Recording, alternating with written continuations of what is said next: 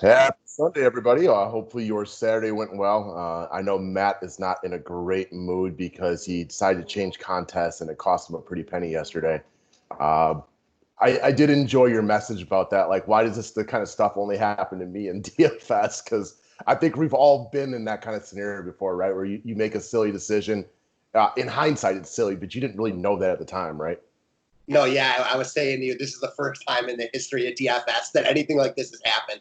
Obviously kidding, because it seems like it happens to everyone every day. Everyone, as we always talk about, DFS is a mind fuck. It sucks, and I'm pissed off this morning. Talking to you about it always makes me feel better, though. So all you can do is when you fall down, get back up. For sure, man. It totally we've all had those situations where something like that has happened to us. Maybe not to the same level where it's thousands of dollars like that, but we've all been kicked in the teeth. And I think that's one of the things about DFS is we can all kind of empathize with one another just a little bit because we've all been there ourselves. So before we get into the DraftKings information on the guys, don't forget to go run over to Overlay and get your contests in for the day. Just like yesterday, they got multiple progressive jackpots up there for everyone. If you play in the smaller one, the mini $5 bonus, you can beat this guy. Allows me to keep breaking even every single day. I beat him enough times that despite not getting into the top 10%, you get your money back on that one plus another more like double your buy-in. Otherwise, if you got the money to go ahead and play in the $22 progressive one, if you go 12-0, that is a $2,000 jackpot. Otherwise, all you got to do is finish in the top 10% to get $180 back. And I think my most favorite part about playing on Overlay always comes down to the fact that I don't always have time to set multiple DraftKings lineups the way that I do, and then you're always looking for these late things. What was it yesterday again? Strasburg is now scratched at the last minute, for example. Like, it's not the same as NBA, but this is a weird season. I think it might have a little bit more NBA-ish to it, if you know what I mean. I do know what you mean. It's not NBA in that one player doesn't have the trickle-down effect that MLB does, but I think you're right in that we're going to see a lot more surprise scratches, and you got to be on your toes a little bit more. One other point I wanted to just make to you, because I know you'll appreciate this, about last night. After the slate's over this morning, I'm racking my brain trying to think of any time where, like, the reverse situation has happened, where, like, I made the change and it worked out. I couldn't think of any, and I could think of tons where, I made the change and it didn't work out. That's only because that's how our brains work. There are tons of times where I've made the change and it's worked out. I just, for whatever reason, choose not to remember them. Yeah, it's easy to remember when it hurts you as opposed to when it helps you. Mm-hmm. That's why I always remember this hand of poker I played once where I shoved all my money in on tilt, like $1,000 back when I used to play for extra money on poker.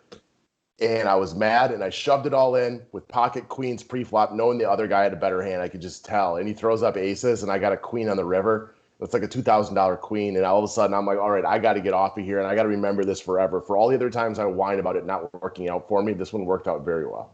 Yes, sir. All right, guys. Anyways, it is Sunday, the 26th of July. Enough about our stories. Let's talk about today. If you want today's write-up, they're coming out on a daily basis. Love seeing all the old customers coming back. Thank you, guys. We appreciate that.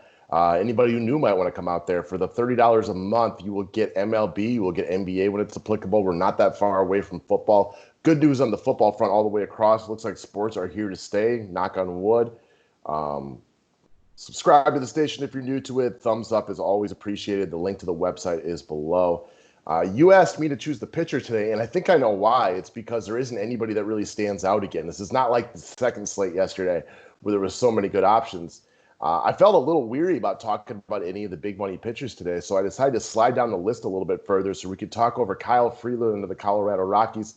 Wanted to get your opinion on him as well, and I'll start with the first bullet point. Like, this is not a must to me. This is not one of those situations where, somebody is mispriced or something like that at 5K, and you got to get him in your lineup. But I do think that he is significantly too inexpensive for what he could potentially offer you. Now, he had a rough 2019, no question about it. But he was better down the stretch than he was early in that season after taking a little bit of a break. The Rangers are very left-handed heavy, which goes well for a left-handed pitcher like Kyle Freeland. They've been struggling to start the season, 2 runs through 2 games. And again, he is dirt cheap. This allows you to get whoever you want at SP1 and also really load up on offense. Wanted to see what your thoughts and opinions were on him.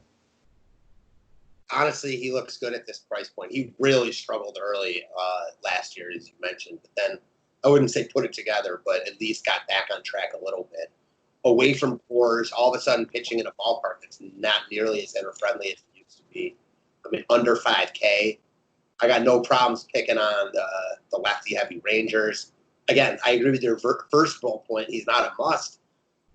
However, he reminds me a lot of the pitchers that are like 6K and above. So I think that he makes a lot of sense at this price point. Yeah, if there's high-priced offensive guys you want today, I think he's a look. If you got mid-tier offensive guys and don't need to go here, there are other pitchers with higher strikeout upside, no question about it. This is not risk-free, but Texas is struggling early. I think a bunch of teams are struggling early. A lot of guys have not had enough at-bats to really be going. And then most of their power comes from the left side, if you want to think about a Joey Gallo, Odor, any of these guys. So it is a good matchup for him. Again, far from a must, though. Almost all of their good hitters are lefty, if you think about it. I know Danny Santana's a switch hitter, but you mentioned Gallo, Odor, Chu. Calhoun. Andrews is switch, but yeah, a lot of their good hitters are lefties. So this is a good spot for Freeland. Yeah. All right, let's keep moving on from there. We'll start with what you want to talk about is what you consider to be an elite one-off today, which is Josh Bell. And I think the big thing you like about him is this is the guy with big game capability who's going to get no ownership today. Yeah, we talked about Bell when we were doing like our season-long preview and stuff, and it seems like forever ago. But you made a point that kind of like, you asked me, do we expect Bell to be more like the first half of last year or the second half of last year? And it's not going to be that, what's the word I'm looking for, big of a difference. However, I think a lot of people are just writing Josh Bell off based on how he struggled in the second half of last year. But people are forgetting how amazing he was in the first half. I've seen his ownership the past couple of days. I know no one was playing Pittsburgh against Flaherty, but against Wainwright yesterday, he was like under 3%. Now, again, there was a lot of plays on that slate, so it wasn't like I expected it to be high owned. But anytime you can get a guy with this upside at under 5%, I'm interested. Just like Freeland, he's not a must. But at this price point, I don't think he gets any love. And with good success off Dakota Hudson, who isn't really doing much to scare Bell here, I mean, I like him as a one-off in tournaments. What's your thought? Did you happen to play Soler yesterday? I did. What was his ownership? 7%. 7%. Actually, a little higher than we kind of anticipated. So when we talk about guys like this, Soler had almost 50 home runs last year. Well, Josh Bell, almost 40 himself. Looking for low-owned guys who give you that double bomb capability. Yesterday when we went through the show and I brought up Stanton, I had been back and forth between Stanton and Soler because you're looking for those guys that can go off that are not going to be anywhere close to chalk. Like I played JD Martinez in every lineup on Friday night, and that was great. But when he's 40% owned, I mean, what does that do for you? It doesn't really separate you from the pack. You'd rather have him than not have him. But when you can find guys that can really just, win you the type of tournament play you can go for when playing baseball, that's what he is. Stanton also went yard. Did Stanton go? Stanton didn't go yard yesterday. Yeah, he did. Okay. Maybe I was wrong. I didn't look that closely. I was working. He did. He finished with 21 DK points. Well, nice. I'm glad that we brought that up then. All right. Well, speaking of New York Yankees, let's talk about former Yankee Didi Gregorius, who is only 3,500, off to a smoking hot start with his new team. He's very inexpensive. He is going to be significantly more expensive soon, maybe as soon as tomorrow if they play. This is a good park for lefty power, so Gregorius is going to slide into Philly very nicely, just like he has so far. I know you're a big Didi fan. I think his addition to this team is going to be huge for the Philadelphia Phillies this year. And if I can get a middle-of-the-order type of fellow like Didi at only 3,500, I love it. He's very, very cheap for what he offers. I love Didi, man. I'm not going to lie. I find it very hard to believe that the Indians are going to keep Francisco Lindor. And I almost wish that Gregorius had been a free agent when Lindor was, because I'd love for the Indians to have signed Didi as a backup. I think he's really, really good. He's not an elite superstar like the guys like Lindor, Yelich, Trout, and he's a guy that just makes your team better, underrated, plays a good shortstop, is really a good hitter, timely hitter, looks good right now, way too cheap. I mean, I like him a ton here. Good locker room guy, too, from everything I've ever heard about him. I'm a big Didi fan. So this is the kind of addition that, again, like you said, he's not a superstar like a Trout or something like that. He's a good player, and I think this is a great offseason addition for the Philadelphia Phillies. That doesn't really matter for DFS today. I just like the price. I like how well he's playing early on. Early in the season, we care even a little bit more about how streaky guys are because some guys are fast starters, some guys are slow starters. Got a middle order guy for a good offense at a good ballpark at 3,500. Here's a good comparison. I want to see what you think. Like, they don't do the same stuff, but just in terms of like what they bring, how good they are. Justin Turner. Yeah, no, I can completely get on board with that. Where they don't jump off the page as batting 300 or 40 home runs, but what they bring to your team is almost immeasurable while still putting up good numbers. Yeah, exactly. All right, so you want to talk about Yoshi? How do you pronounce his last name? Do you know? Tsugo. That's the best I can do. So I'm not positive, but well, that's better than I was getting, so that's why I defaulted over to you. So yeah, this is kind of a Bellman special right here.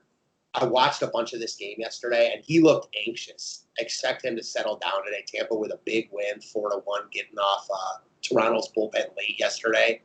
Tsugo, for good reason, was big-time chalk yesterday. He was like 40 to 50%, depending on the tournament you were in. And for a hitter that people don't know much about, that's really, really popular. It made sense at his 2K price tag. He's in an even better spot today. We talked about Shoemaker yesterday.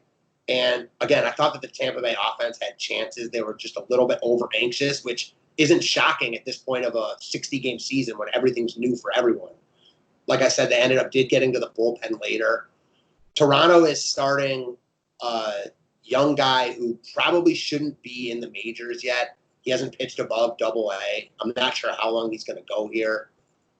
Don't have too much confidence in this Toronto bullpen. I don't mind a bunch of Rays here, but I just like the low-owned Tsugo after he crashed his chalk yesterday.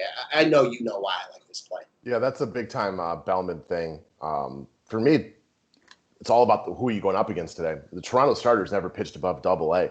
Could he come out and pitch well today? Of course. Anybody could, but this isn't exactly a spot that you have a lot of faith in the Toronto Blue Jays pitching staff today. I like what Toronto has rolling for an offense with all these young studs that they got coming up, but their pitching staff in general has a long ways to come. Definitely. One thing I'll say about Tampa, and it doesn't mean they're always going to be good, and it doesn't mean they have a ton of power and they're going to be amazing for DFS. But one thing I like about them, and I like about playing them, is that as far as teams go in baseball, you can trust them. When you have a lot of young teams and you watch them, they're really frustrating. Runners on third, they don't score. Tampa does the little things well, which doesn't make a huge impact on DFS, but it helps. Yeah, they're constantly playing from behind because they're in Tampa. And when I play playing from behind, like they don't have the money to play with good players. I love how competitive they are on a yearly basis, though. Same. All right. So speaking of teams from the AL East, I wanted to talk about the Boston Red Sox in general, but more specifically Kevin Pillar today. Friday night, he grabbed the 5-hole against left-handed pitching. So I would say with pretty good confidence, I expect him to be right back there again today. Just kind of like Didi, he's a little bit cheap for a guy who's going to be batting in the 5-hole for a good offense. He's always been good against left-handed pitching. And something that you've really turned me on to the last couple of years is looking for teams with bad bullpens, especially early in the season when most of these starters don't go very long. If you can give me 4 or 5 innings against that Baltimore bullpen, yes, it didn't work out yesterday as Boston, I believe, only scored 2 runs. Doesn't mean they won't get right back at it today. Clearly, JD Martinez is going to be in play like he is almost every single day against left-handed pitching. I like to take a look at a little bit of Boston again today because I don't expect that it's going to be very often that Baltimore is going to be shutting them down. So I like the cheapness of Pillar, but there's a couple of the guys from Boston I'm looking at today. Yeah, Boston seems to have gotten their prices decreased after yesterday. I mean, I'm sure the pricing was done before that, but a couple of these guys are really cheap. Pillar is definitely one of those guys that mid 3K range. He's just a solid part of a stack that's in a really good spot. I expect him to get a ton of love. So in tournaments, if you want to differentiate, I get it. But in cash games, smaller entry stuff, Pillar and the rest of the stocks make a ton of sense.